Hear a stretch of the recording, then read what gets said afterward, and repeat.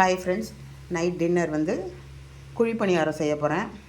அதுக்கு ஏற்கனவே சட்னி செஞ்சு காமிச்சிட்டேன், அதனால் அதை காமிக்கல. பணியாரம் மட்டும் செஞ்சு காமிக்கிறேன். எண்ணெய் ஊற்றிக்கிறேன். வடை சட்டி காஞ்சிருச்சு. வெங்காயம் வதக்கியும் போடலாம், வதக்காமையும் போடலாம்.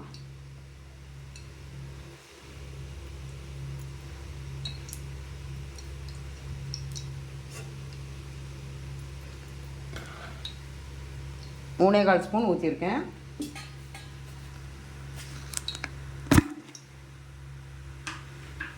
எண்ணெய் காயட்டும்.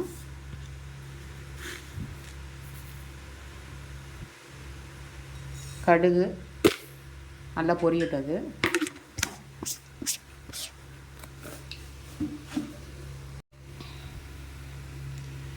அடுப்பில் வடை சட்டி வச்சுருக்கேன். அதில் எண்ணெய் ஊற்றிருக்கேன், கடுகு போட்டிருக்கேன். அது பொரிஞ்சதுக்கப்புறமா கடலப்பருப்பு ஒரு ஸ்பூன், உளுத்தம்பருப்பு ஒரு ஸ்பூன் எடுத்திருக்கேன். இது குழி பணியாரத்துக்கு கடலப்பருப்பு போட்டேன்னா கொஞ்சம் நல்லாயிருக்கும் சாப்பிட்றதுக்கு, அதனால் போட்டிருக்கேன். பொரிஞ்சிருச்சு. கடலப்பருப்பு உளுத்தம்பருப்பையும் போட்டுக்கலாம். நல்லா வதக்கிக்கலாம். கொஞ்சம் சிகப்பாக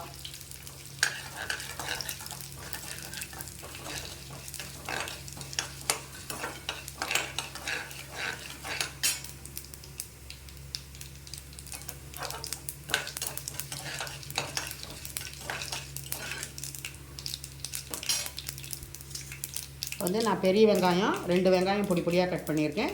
2 பச்சை மிளகாய் போட்டிருக்கேன். இது ரெண்டுத்தையுமே ஒட்டுக்கா போட்டுறேன்.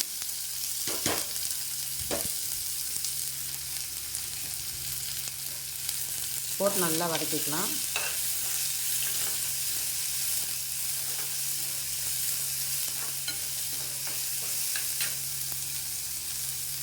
வந்து கொஞ்சமாக உப்பு போடுறேன். ஏன்னா தோசை மாவுலேயும் இருக்கும் உப்பு. இருந்தாலும் இந்த பணியாரத்துக்கு இந்த வெங்காயம் வதக்கி போடுறப்போ உப்பு கொஞ்சம் போட்டால் தான் கொஞ்சம் இதாக இருக்கும். இது தொட்டுக்க வந்து சட்னி, இட்லி பொடி தொட்டு சாப்பிட்லாம். இல்லை வெறுனி உப்பு காரம் இருக்கனால வெறுனியை கூட தொட்டு சாப்பிட்லாம். வெறுனியை சாப்பிட்டுக்கலாம்.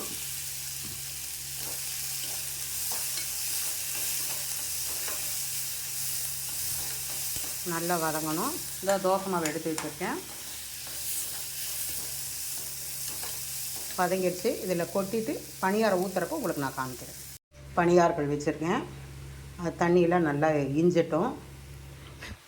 இதில் வந்து இந்த வெங்காயம், பச்சை மிளகா, கடுகு, கடலப்பருப்பு, உளுத்தம்பருப்பு இதெல்லாம் வதக்கினதை வந்து இதில் கொட்டியிருக்கேன். வெங்காயம் வதக்கி போட வேண்டாம், பச்சையாக போடணுன்னாலும் போட்டுக்கலாம். அதுங்க அவங்க தெரியும். காஞ்சிருச்சு. இப்போதைக்கு எனக்கு மட்டும்தான் ஊற்றுறேன். அவர் டியூட்டி விட்டு வந்ததுக்கப்புறமா அவருக்கு பையனுக்கு தான் ஊற்றுவேன். இப்போ எனக்கு மட்டும்தான்.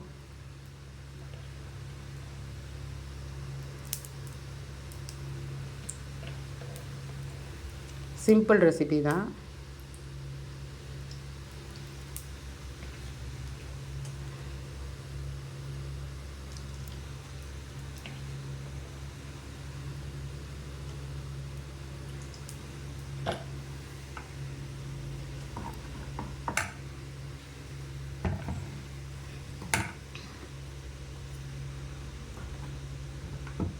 ஃபுல்லாக நிறைக்காதீங்க.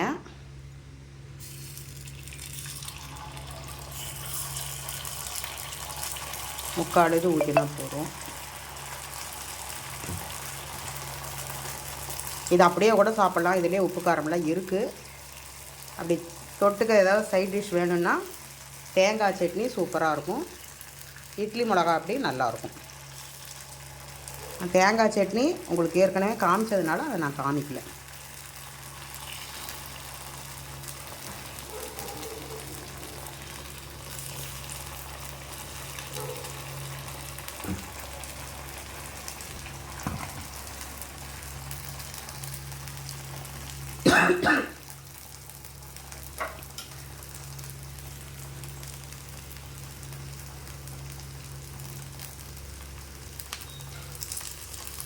இன்னும் கொஞ்சம் வேகணும். வெந்து எடுத்ததுக்கப்புறம் நான் உங்களுக்கு காமிக்கிறேன். 2வது அடசலும் ஊற்றிட்டேன் பாருங்கள்.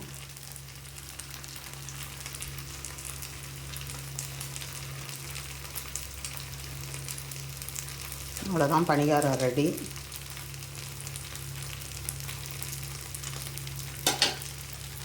இதோ பணியாரம்.